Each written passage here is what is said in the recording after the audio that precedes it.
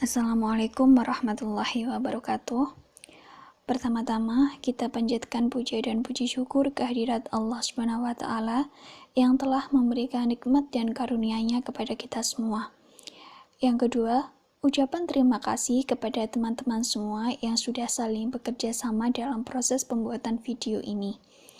Dan juga yang kami hormati Ibu Eris Dianawati, SPD MM AKT CRA, selaku dosen pembimbing mata kuliah Sistem Pengendalian Manajemen. Di sini kami dari kelompok 6 akan menyajikan video presentasi dengan judul materi yaitu Sistem Insentif dan Pembayaran. Sudah tahu belum insentif itu apa? Ya, insentif adalah bonus atau kompensasi yang diberikan oleh perusahaan kepada karyawannya. Nah, itu adalah sedikit penjelasan singkat tentang insentif. Untuk lebih jelasnya, yuk langsung saja kita simak video berikut. Pembayaran dan sistem insentif adalah 2 dari 3 bentuk kompensasi yang diberikan perusahaan kepada SDM-nya, atau sumber daya manusianya, atau karyawannya. Tujuannya untuk apa? Yaitu untuk memotivasi agar karyawan berjuang untuk mencapai produktivitas yang lebih tinggi. Jika karyawan sudah termotivasi dengan adanya insentif atau dengan adanya bonus lainnya, maka sistem operasional perusahaan akan berjalan dengan lancar sesuai tujuan yang akan dicapai. Kompensasi adalah sesuatu yang dinamis, yang dipengaruhi oleh faktor pasar tenaga kerja, kekuatan kolektif, peraturan pemerintah, dan filosofi top management. Berikutnya, filosofi yang berubah memerlukan sistem pembayaran. Di sini terdapat 3 perubahan utama dalam filosofi perusahaan terkait dengan pembayaran dan benefit. 1. Bertambahnya keinginan untuk mengurangi ukuran angkatan kerja dan membatasi pembayaran untuk mengendalikan biaya upah, gaji, dan benefit. 2. Berkurangnya perhatian akan kekompetitifan eksternal pembayaran perusahaan dan lebih memperhatikan berapa yang sanggup dibayar perusahaan.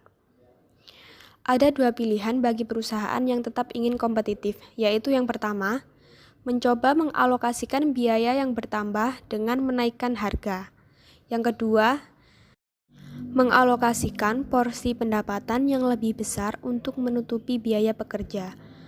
Selanjutnya, perubahan utama yang ketiga yaitu implementasi program untuk mendorong dan menghargai kinerja, sehingga pembayaran menjadi semakin variabel. Komponen dan tujuan dari sistem penghargaan organisasional. Sistem penghargaan organisasional adalah semua yang dihargai dan diinginkan sumber daya manusia yang mampu dan mau diberikan perusahaan sebagai ganti atas kontribusi yang diberikan sumber daya manusia tersebut. Di dalamnya terbagi lagi menjadi berbagai penghargaan, yaitu penghargaan finansial dan non-finansial. Penghargaan dapat menjembatani gap antara tujuan organisasional dengan harapan dan aspirasi individual.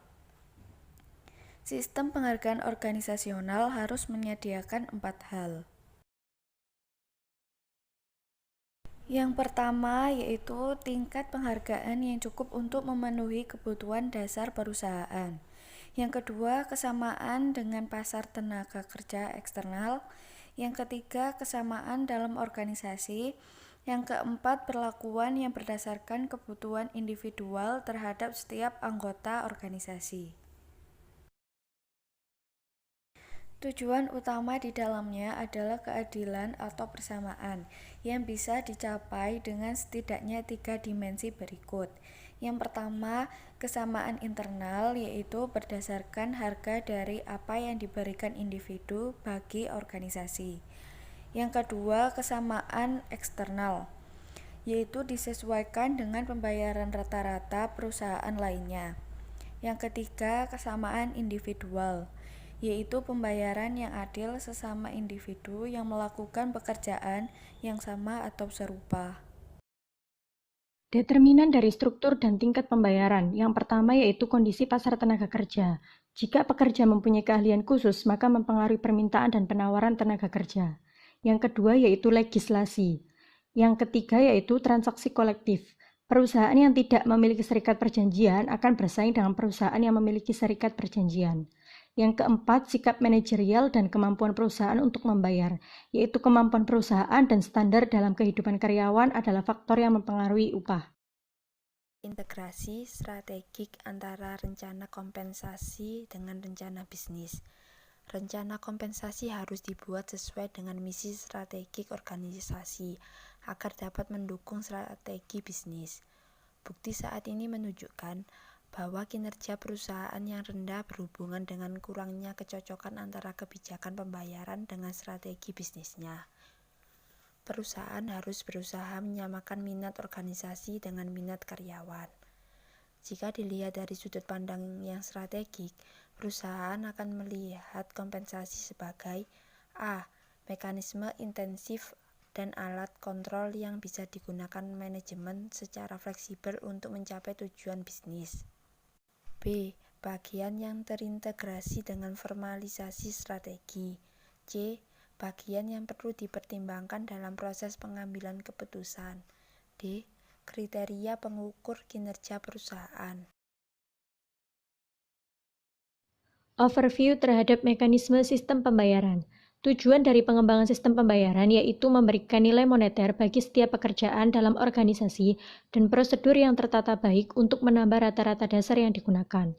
Untuk itu ada 4 alat dasar. Yang pertama yaitu pembaharuan job description, yaitu merancang sistem pembayaran untuk mengidentifikasi pembayaran pekerjaan yang dinilai dari nilai relatif, yaitu dari keahlian, usaha, atau tanggung jawab.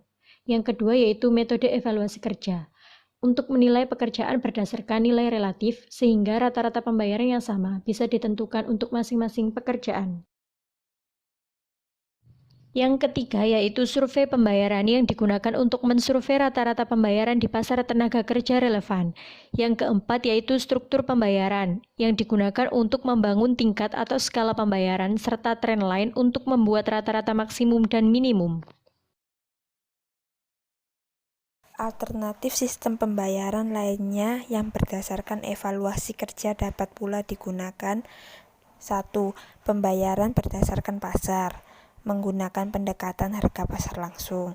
Yang kedua, pembayaran berdasarkan kompetensi. Pekerja dibayar berdasarkan jumlah pekerjaan yang mampu dilakukan berdasarkan kompetensi mereka. Yang ketiga, kerahasiaan pembayaran. Beberapa negara ada yang melampirkan terang-terangan jumlah gaji eksekutif seniornya, namun banyak pula yang tidak diharuskan. Semuanya adalah masalah tingkat keterbukaan perusahaan. Meskipun keterbukaan dapat menimbulkan kepercayaan sesama karyawan, ini dapat pula memancing beberapa masalah. Yang keempat, dampak inflasi. Perusahaan harus menyesuaikan kenaikan gaji dengan inflasi. Jika tidak dilakukan, maka perusahaan akan sulit bersaing. Yang kelima, penekanan pembayaran. Penekanan ini bisa terjadi dalam berbagai bentuk, di antaranya yang pertama, gaji awal yang tinggi untuk karyawan baru. Yang kedua, pembayaran per jam meningkat bagi karyawan yang memiliki serikat. Yang ketiga, perekrutan fresh graduate untuk pekerjaan setara manajemen dengan gaji lebih tinggi. Dan pembayaran rata-rata lembur yang berbeda dan besar bagi karyawan. Yang keenam, kenaikan pembayaran. Di sini yang dimaksud kenaikan harus disesuaikan dengan biaya hidup. Insentif-insentif kinerja. Program insentif yang dirancang dengan baik akan sangat berguna karena dapat menambah motivasi untuk meningkatkan kinerja dan mengenali faktor utama dalam motivasi. Ada beberapa peraturan dasar untuk sebuah sistem insentif yang baik. 1. Sederhana. Peraturan dari sistem harus singkat, jelas, dan dapat dipahami. 2. Spesifik. Biarkan karyawan tahu secara spesifik dan tepat apa yang diharapkan. 3. Dapat dicapai. Kesempatan yang masuk akal harus dimiliki setiap karyawan. 4. Dapat diukur sebagai tujuan dari dibuatnya sistem insentif. Alasan-alasan sistem pembayaran merit tidak digunakan perusahaan US. 1. Nilai insentif dari penghargaan terlalu rendah. 2. Hubungan antara kinerja dengan penghargaan lemah. 3. Pengawasan sering menolak penilaian kinerja. 4. Masalah anuitas. 5. Kontrak dengan serikat mempengaruhi keputusan membayar untuk kinerja di dalam dan di antara organisasi. Ada beberapa tuntunan agar sistem merit bisa efektif. 1. Membangun standar kinerja yang tinggi. 2. Mengembangkan sistem penilaian kinerja yang akurat. 3. Melatih pengawas dalam mekanisme penilaian kinerja dan pemberian umpan balik pada bawahan. 4. Mengikat penghargaan di dekat kinerja. 5. Gunakan range yang lebar untuk kenaikan. Insentif untuk karyawan yang berlevel lebih rendah. Dalam menentukan insentif harus ditentukan dulu standar kerja yang diharapkan. Standar ini tentunya harus rasional agar dapat memberi karyawan target yang jelas dan memudahkan pegawai memberi pekerjaan yang sama. Sebelum merancang standar kerja, manajemen harus terlebih dahulu menjelaskan pekerjaan sesuai analisis pekerjaan, B. Memutuskan bagaimana pekerjaan dilakukan, C. Memutuskan seberapa cepat pekerjaan yang harus dilakukan. Selain itu, pekerja yang dapat dibuat standar kerjanya haruslah pekerjaan yang dilakukan berulang-ulang, memiliki siklus kerja yang singkat, menghasilkan output yang jelas dan dapat diukur. Insentif tim sangat sesuai apabila pekerjaan memiliki interlasi yang tinggi. Ada beberapa keuntungan dari insentif tim, yaitu A. Adanya tim mutu memberi penghargaan pada pekerja yang menyediakan jasa penting bagi pekerja tidak langsung, seperti transportasi, bahan, dan inspeksi. B. Tim akan mendorong kerjasama bukan kompetisi. Namun ada beberapa kekurangan dari pemberian insentif tim, yaitu A. Ketakutan bahwa manajemen akan memotong gaji atau karyawan jika tim menghasilkan terlalu banyak. B. Kompetisi terjadi antar tim. C. Ketidakmampuan karyawan melihat kontribusi individual mereka membagi input tim, sehingga mungkin akan mengurangi motivasi mereka. Insentif untuk organisasi secara luas. Ada 3 kelas lebar yang terkait dengan insentif organisasi secara luas. A. Pembagian laba. Dengan pembagian laba, biaya kompensasi menjadi lebih variabel karena perusahaan hanya bila mereka mendapat laba. B. Pembagian pencapaian perusahaan. Ada 3 komponen yang saling mendukung secara mutual dalam gain sharing ini, yaitu filosofi perusahaan, sistem keterlibatan, dan bonus finansial. Perlu diperhatikan beberapa perbedaan antara gain sharing dengan profit sharing, yaitu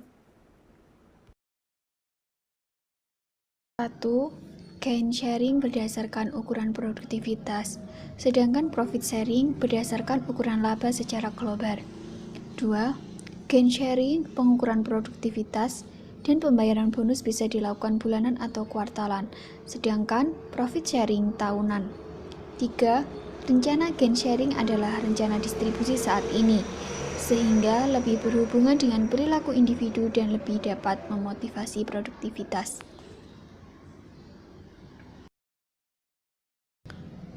Ketiga, rencana kepemilikan saham karyawan atau ESOP. Tujuan dari program ini adalah untuk menambah keterlibatan karyawan dalam organisasi, yang diharapkan akan berpengaruh pula pada kinerja. Secara umum, program ini dibangun dengan alasan 1. Untuk keuntungan pajak, 2. Sebagai cara untuk meminjam uang dengan biaya lebih rendah, 3. Untuk memenuhi kepercayaan filosofis mengenai kepemilikan karyawan, keempat, sebagai tambahan benefit bagi karyawan. Nah, demikian penjelasan singkat yang dapat kami paparkan. Semoga dapat bermanfaat bagi kita semua. Kurang lebihnya, kami mohon maaf jika ada kekurangan dalam pembuatan video ini. Wassalamualaikum warahmatullahi wabarakatuh.